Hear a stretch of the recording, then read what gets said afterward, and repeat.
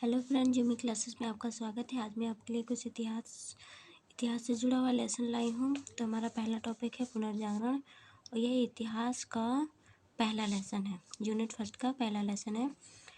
और इसमें आज मैं आपको बताऊँगी पुनर्जागरण के बारे में। तो अगर आपने मेरे चैनल को सब्सक्राइब नहीं किया तो पहले चैनल को सब्सक्राइब कर लें और वीडियो को पूरा लास्ट तक देखें।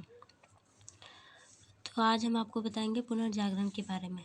एडवर्ड स्वैन के अनुसार पुनर्जागरण एक व्यापक शब्द है जिसका प्रयोग उन सभी बौद्धिक परिवर्तनों के लिए किया जाता है जो मध्य युग के अंत में तथा आधुनिक युग के प्रारंभ में दृष्टिगोचर हो रहे थे।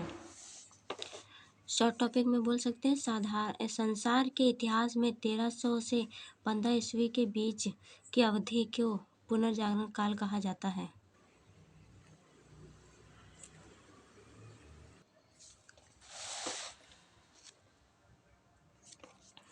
फिर पुनर्जागरण की विशेषताएं। पुनर्जागरण में भी निम्न विशेषताएं हैं।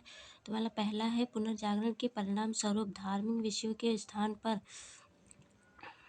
पर विज्ञान, सौंदर्य शास्त्र, इतिहास, भूगोल जैसे विषयों का अध्यापन प्रारंभ हुआ। परलोकवादी जीवन एवं मोक्ष प्राप्ति के स्थान पर सामाजिक समस्याओं जैसे विषयों पर महत्व दिया गया। अगला पॉइंट है, पुनर्जागरण के कारण कला को प्रोत्साहन दिया गया। लैटिन एवं यूनानी भाषाओं के स्थान पर लोक भाषा को विशेष महत्व प्राप्त हुआ। मध्ययुगीन मान्यताओं के तर्क के आधार पर खंडित किया गया और नवीन मान्यताओं को प्रतिष्ठा प्राप्त हुई।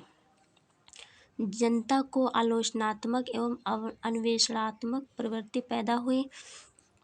आत्मनिग्रह के स्थान पर आत्मविकास और मानव जीवन के सुखों पर जोर दिया गया।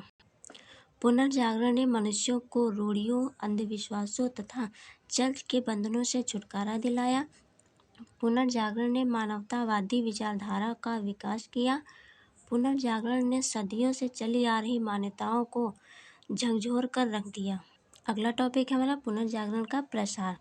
यूरोप में साहित्य, कला, विज्ञान आदि समस्त क्षेत्रों में पुनर्जागरण का प्रभाव दृष्टिगोचर होता है। पहला टॉपिक है साहित्य में पुनर्जागरण। पुनर्जागरण का साहित्य पर सीधा प्रभाव पड़ा। इटली के महान कवि एवं दार्शनिक दांते ने डिवाइन कॉमेडी नामक महाकाव्य की रचना की तथा इसी क्रम में मानववाद के जनक पेट्रार्क लैटिन साहित्य पर अपने लेख लिखे, जिनमें कैवलियर लेटर्स तथा सोनेट्स विशेष रूप से उल्लेखनीय हैं।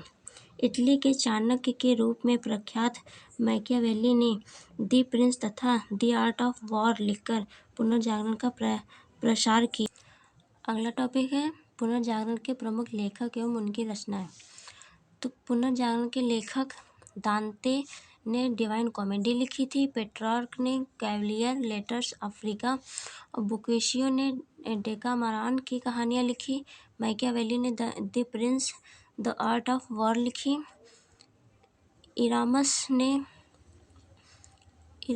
ने in the praise of follow और टॉमस मूर ने यूटोपिया। शेक्सपियर ने Romeo Juliet, merchant of Venice, Macbeth, Othello, Hamlet, Julius Caesar आदि। फिर है दूसरा पॉइंट है कला में पुनर्जागरण काल। पुनर्जागरण के फलस्वरूप विभिन्न प्रचलित कला शैलियों में परिवर्तन आया और नवीन शैली का विकास हुआ।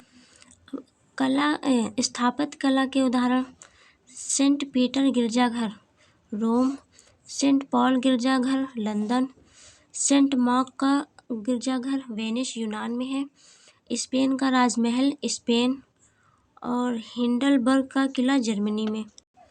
कला एवं मूर्तिकार, कलाकार एवं मूर्तिकार गिटो इटली के थे, Leonardo da Vinci Italy, Michelangelo Italy, Raphael Italy, Ghiberti Italy और डोनाटेलो भी। हमारा थर्ड पॉइंट है विज्ञान में पुनर्जागरण। विज्ञान के फलस्वरूप विज्ञान के क्षेत्र में भी उन्नति हुई। पुनर्जागरण के प्रमुख वैज्ञानिक तो कोपरनिकस पोलैंड देश के थे। इन्होंने पृथ्वी सूर्य के चारों ओर घूमती है और गैलीलियो ने भी इटली के थे, इन्होंने दूरबीन का आविष्कार किया था। कैप्लर जो कि जर्मनी थे, इन्होंने ग्रह भी सूर्य के चारों ओर चक्कर लगाता था यह पता लगाया था।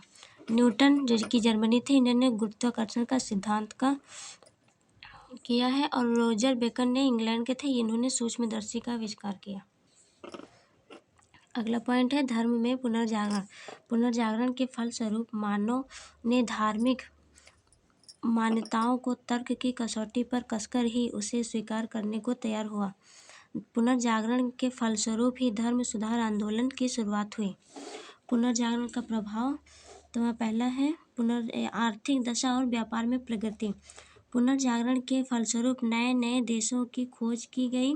इससे नए देश बाजार के रूप में प्रयोग किए गए।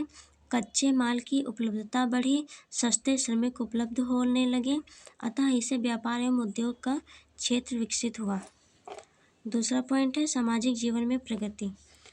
पुनर्जागरण के फल मानव अंधविश्वासी जीवन की सीमा से हटकर वैज्ञानिक दृष्टिकोण अपनाया जाने लगा।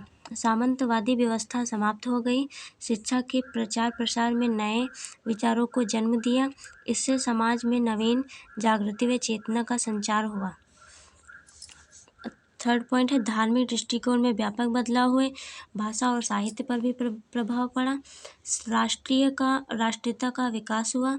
नवीन उपनिवेशों की स्थापना बढ़ी। कला पर प्रभाव हुआ और धर्म सुधार आंदोलन का भी प्रारंभ हुआ। दोस्तों ये रहा हमारा आज का लेसन। अगर आपको सेकंड लेसन चाहिए तो प्लीज़ कमेंट करके ज़रूर बताएं। धन्यवाद।